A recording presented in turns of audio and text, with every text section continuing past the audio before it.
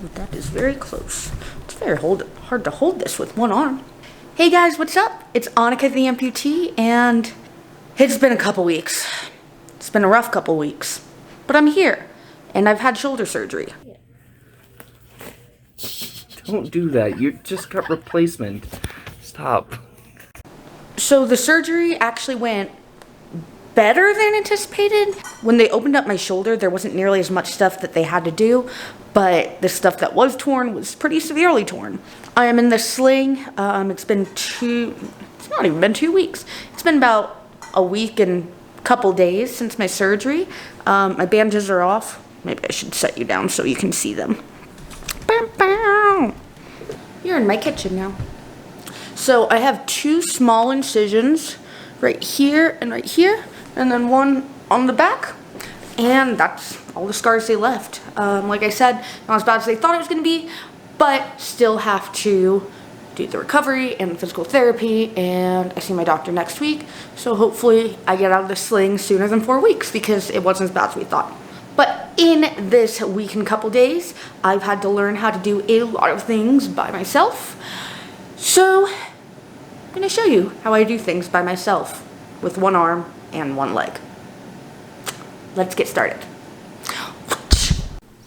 Oh yeah, by the way, I cut off all my hair like 2-3 weeks ago because I knew that it was going to be really hard to manage my long hair like this. And honestly, it's been a lifesaver. Haven't really decided if I like it or not. Feels pretty weird, but last time my hair was this short was literally when I was 3, so yeah, not used to having short hair. It's cool, but I can't put my hair in a messy bun, so that's kind of sad.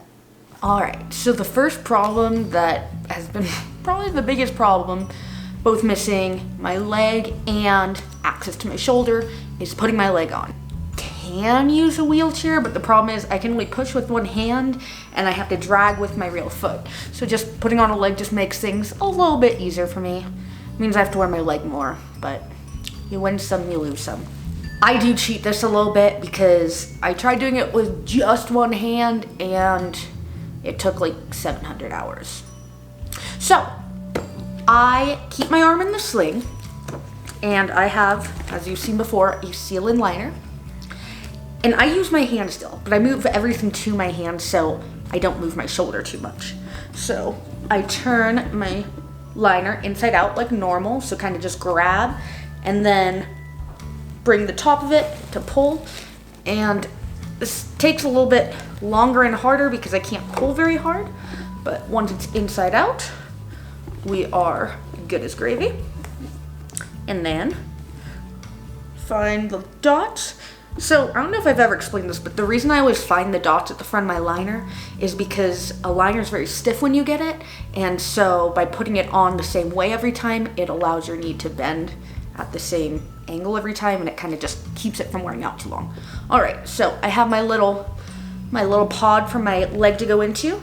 So I kind of do all of this with one hand, and like I said, if I do it completely with one hand, I can do it.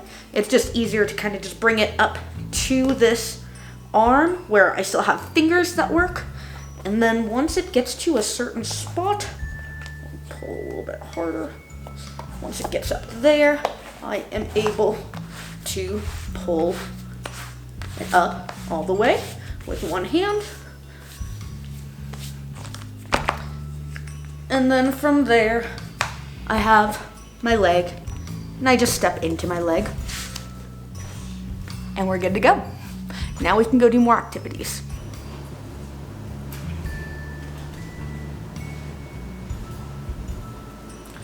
So like I mentioned before, I technically can still use my wheelchair. It's just a lot harder because I only have this hand to push, and I can kind of pull with my left foot.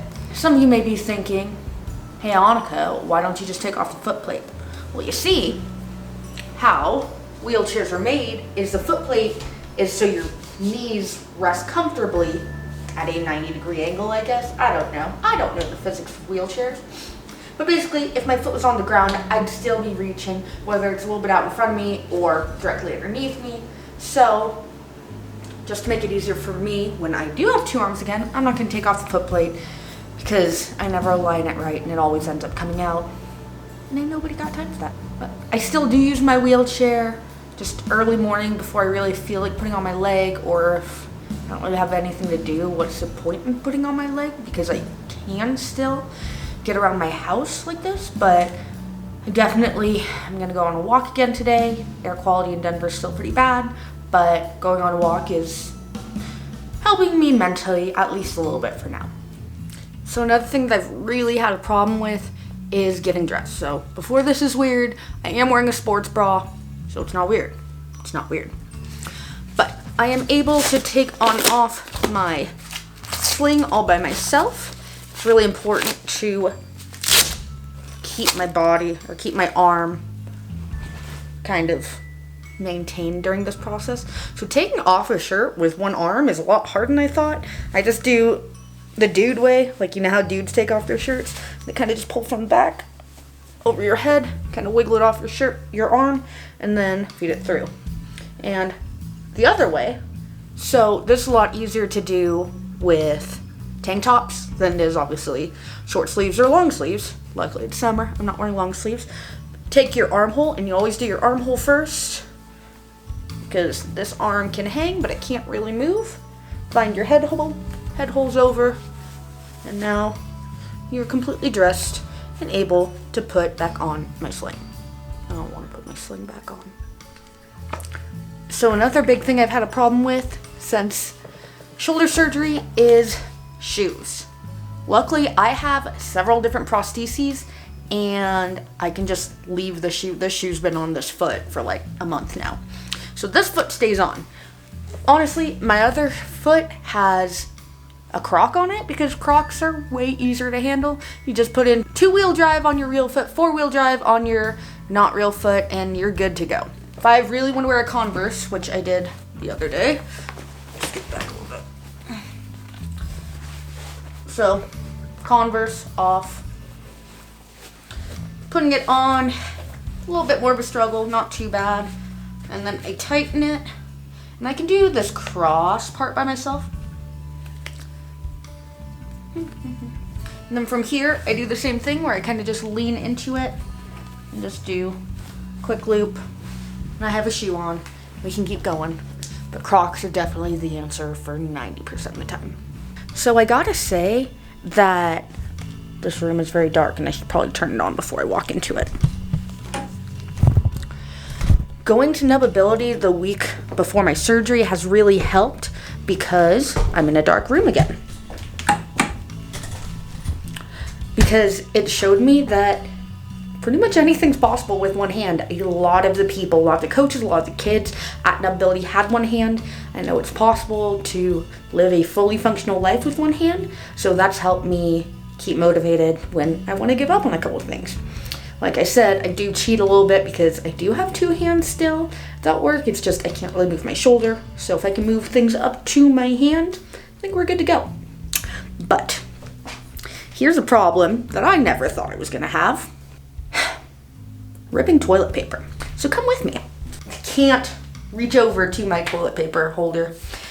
So what I have learned to do is you grab as much as you need, and I always pull fast and away from the opening. So this side is closed off, this side is not. Just pull, and then I have toilet paper. Definitely have made toilet paper fall off a couple times and ripped it weird and not gotten enough, but you know, it's only 4 weeks, Annika. Right behind me, you'll see good old bathtub. If you watch my video, how I do daily activities as an amputee, you'll see that I get into my bathtub by using my arms and my knees that I have accessible to me. But now I'm down an arm. So how do we do this? Pretend I'm ready to get in the shower. The easiest thing that I've found is by climbing over and putting my knee down into the tub first. Then I can put my other foot in, stand up, use my stool like I normally do. And consequently getting out, because I don't have my second hand for leverage, I will actually come and kind of straddle the tub, put my leg all the way on the outside, swing my leg around, and then I can sit here and dry off and do all the things I need to do. But that's the easiest way I found it, and I'm out of breath doing that. Oh look, we have a visitor. Hi buddy. You wanna take a bath? Luckily showering is one time that I do get to take off my sling. Just make sure to keep my arms supported and keep my kitten out of the bathtub. So something I haven't tried since shoulder surgery is unmaking my bed so I can clean the sheets and the pillowcases, and consequently remaking the bed. So come along with me while we do that together, because I don't know how this is gonna work. Well, I should clean this blanket too. Sheets are off. Now pillowcases. This is where I figured the problem would be. But let's see if we can just wiggle it out with one hand. Kinda.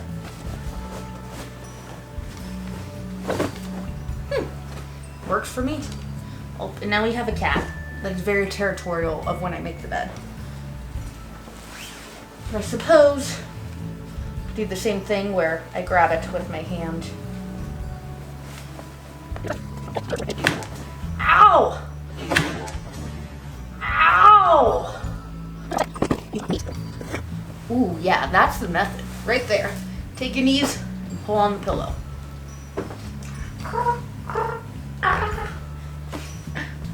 Okay. Hey! Be nice. Wasn't as bad as I thought. Making the bed's gonna be a different story. Amadeus. That's what always happens when I have sheets or clean clothes. Amadeus, can I help you? Well, we're gonna see how we do this with one hand. So, start with big pillow. How do I do this? I guess I kind of just do like that. It's really difficult with one hand. Anybody that may be watching this that has one hand, good for you, because you can do a lot of things, and I don't know how you do it.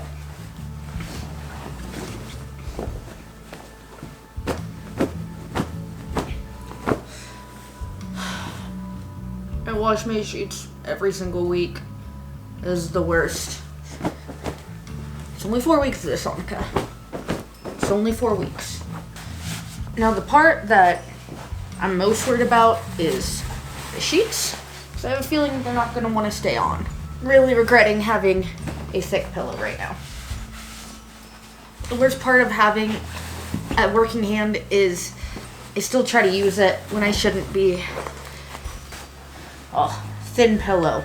So much better. So much easier. I anticipate the hardest part about this is going to be fighting with my cat, but we'll find out. Or bottom, and we are trying to pull away from my cat who does not want to let go.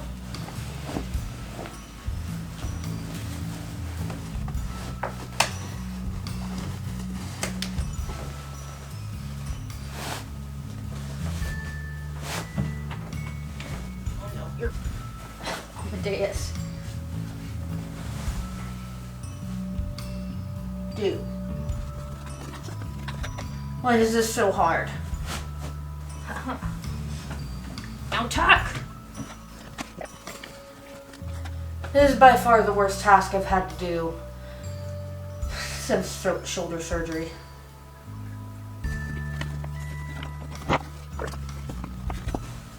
Calling that good enough. Get your fat butt up. Alright, last corner. Hey, don't swat at me. Stop it. Ow!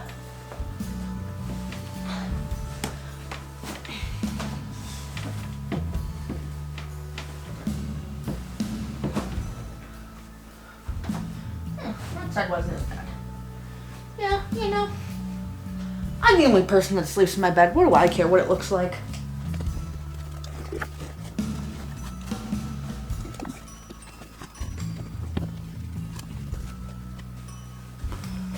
Would not recommend. Alright, so it's dinner time. We're gonna try something I actually haven't tried yet with one hand, which is cutting and really cooking overall. My roommate's been really helpful, helping me make food and being ambitious today.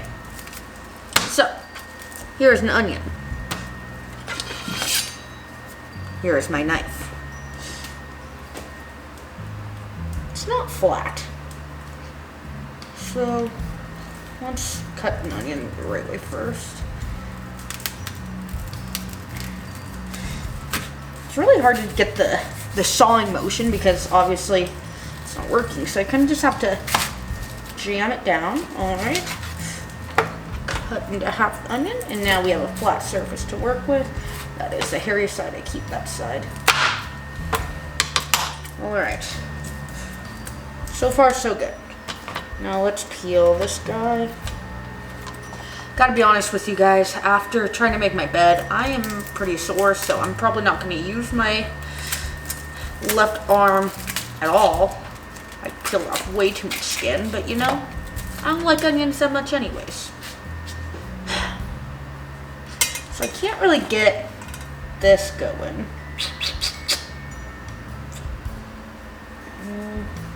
Guess we'll just do it this way. Alright, this isn't too bad. Go. Let's go. Okay, this kind of sucks.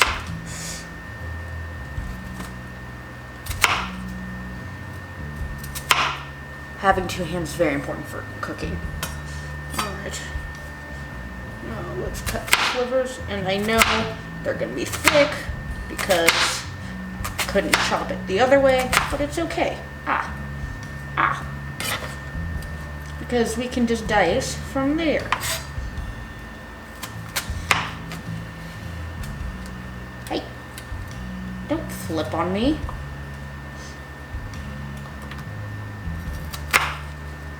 Sure.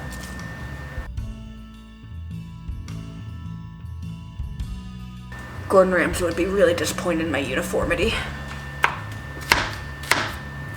But you know what, Gordon Ramsay? I only have one functioning hand right now. So my recipe also calls for minced garlic, and with how hard onions are, I don't think I'm gonna do that. So, my roommate told me about these. It is pre-minced garlic. Find it in the frozen section. Oh, I just pierced through like this. Oh, one garlic clove, 2 garlic cloves. Call it good. I did end up adding a little bit of olive oil into there because it does not look like this garlic cube thing's gonna work. I've come to a problem where I don't have a hand to hold the cutting board. So I guess we're gonna just try to scoop and hope for the best.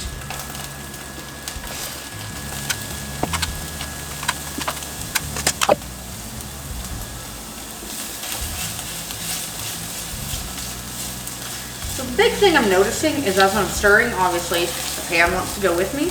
So I have to just be very careful going around the ends, going around the side of the pan. Oh my God, those onions hurt my eyes. I need to sharpen that knife.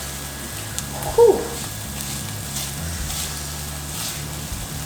Yeah, honestly, definitely harder than doing with 2 hands, but not as bad as I thought it was going to be. So I realized I didn't know how to move my noodles from the hot pot into the strainer. Luckily my counters were connected, so I ended up just dragging it, and this is the result of that. Guess that worked. Wait, how do I tip? Stop moving. Unfortunately, I don't have the final product of the meal, but my roommate did come home and she was able to help me with the last part of it, which was very helpful. So, that's been my life for about the last week and a half, I guess. I don't know when this is gonna come out. You know, just kind of hanging at home, trying to recover, trying to stay sane. I did make a TikTok if any of you are interested. If any of you have any good ideas, I have a couple ideas, and they're a little bit easier to edit than YouTube videos, so I'll probably be a little bit more active on TikTok than I am on YouTube. But after a lot of stuff's happened, I need something to distract myself. So if that's YouTube and TikTok, that's YouTube and TikTok. Well, thank you as always for being here and supporting me and watching me live my everyday life, because I have to be here for it. Hopefully I will have another video out soon, and I will have more interesting stuff to tell you in the future. I will see you guys in the next video. Bye guys.